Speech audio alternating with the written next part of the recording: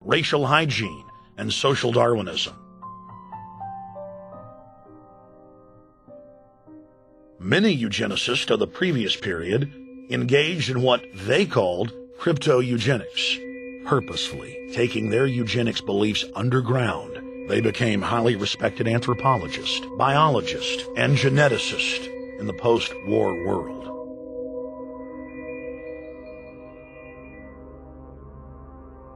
The Allies then smuggled thousands of Nazi scientists out of Germany and placed them in key scientific positions, ranging from bioweapons to rocketry throughout the military-industrial complex.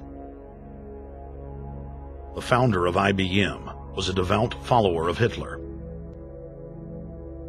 Thomas J. Watson had supplied his punch card computers and IBM technicians to the Nazis for use in the death camps.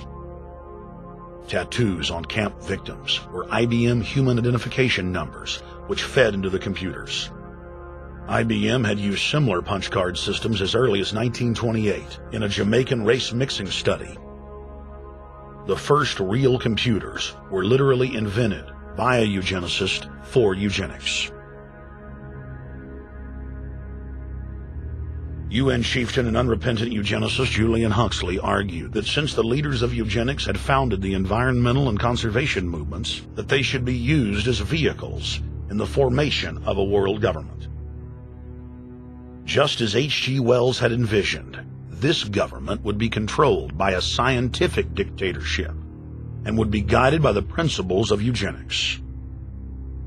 Huxley created the World Wildlife Fund with Bilderberg founder and former SS officer Prince Bernhard of the Netherlands and Prince Philip of England.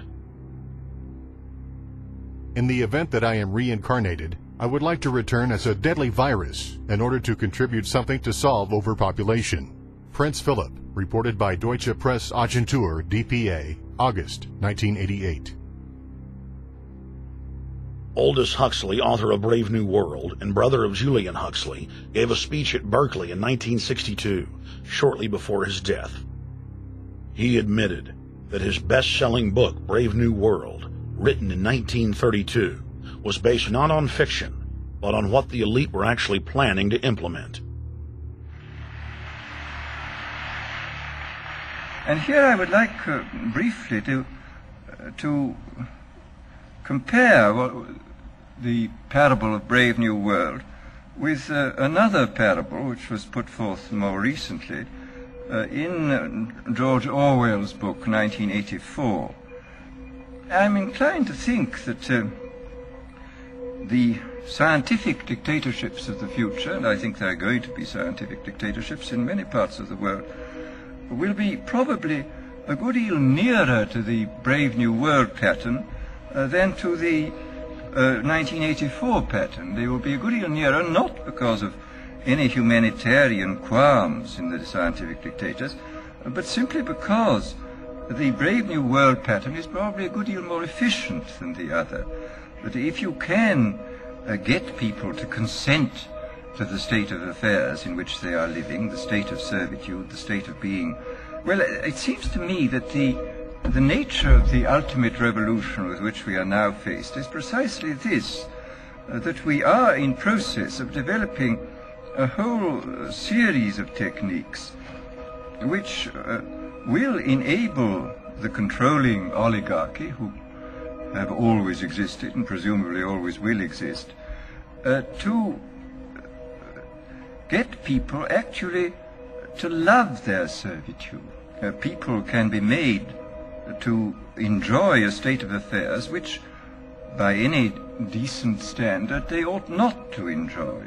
And these methods, I think, are a real refinement on the older methods of terror, because they combine methods of terror with methods of acceptance. But then there are various other methods which one can think of. There is, for example, the pharmacological method. This was one of the things I talked about in Brave New World. And the result would be that, I mean, you can imagine a euphoric which would make people thoroughly happy even in the most abominable circumstances. I mean, these things are possible.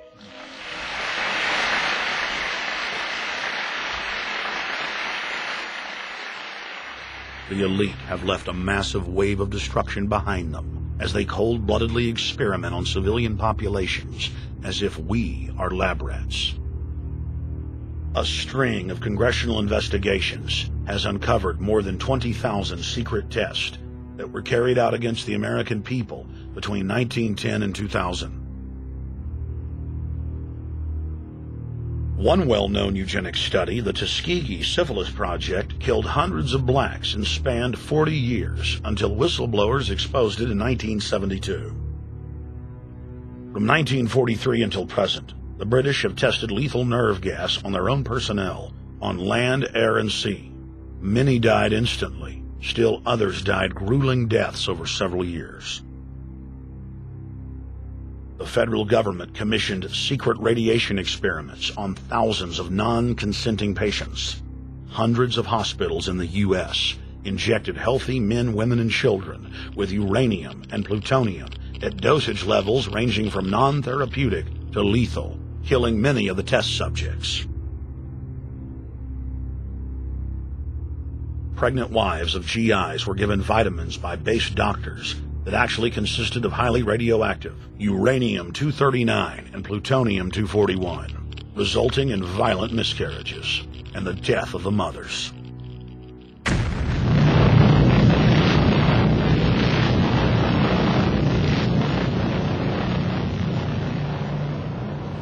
Soldiers, sailors, and Marines were used as guinea pigs in hundreds of atomic and hydrogen bomb tests. Patriotic Americans were radiated side by side with lab animals.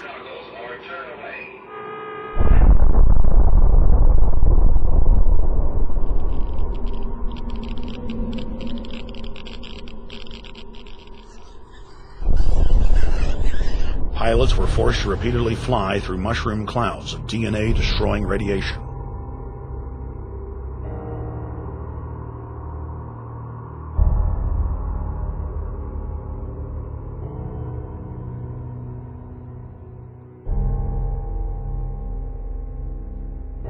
From 1951 to 1961, the U.S. Army paid Israel's health ministry 3 million lira to conduct radiation testing on Sephardic children that immigrated to Israel. The government-run public schools would tell the children that they were going to get a medical checkup and that they were receiving an X-ray.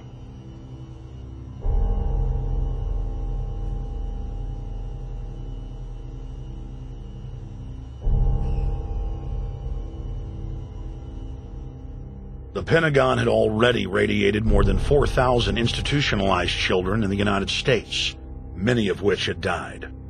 More than 110,000 of the darker-skinned Jews were given 35,000 times the maximum dose of X-rays to the head repeatedly. Many of the children died within months. All of them lost their hair. Some still live today and endure excruciating health problems. The covert testing of chemical, biological, and radiological agents on unsuspecting populations continues worldwide today. From 1940 to 1979, the vast majority of the British population was sprayed by aircraft more than 2,000 times with deadly chemicals and microorganisms without ever being told. In 1968, the Pentagon tested a deadly bioweapon on New York subways and placed personnel in local hospitals to monitor the effects. Aggressive sterilization of men and women continued in many states until the mid-1980s. The United States and England are currently testing pesticides and highly toxic experimental drugs on tens of thousands of healthy foster children, many of which die as a result of the experiments. Prisons across the nation have forced inmates to participate in grisly experiments, ranging from pesticide studies to having tablets of dioxin sewn into their backs.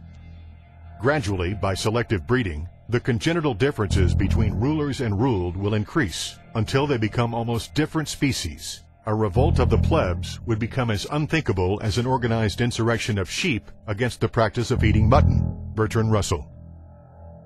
H.G. Wells, Aldous Huxley, Bertrand Russell, and hundreds of other eugenicists constantly bragged about how the establishment believed themselves to be a separate, more advanced species than the common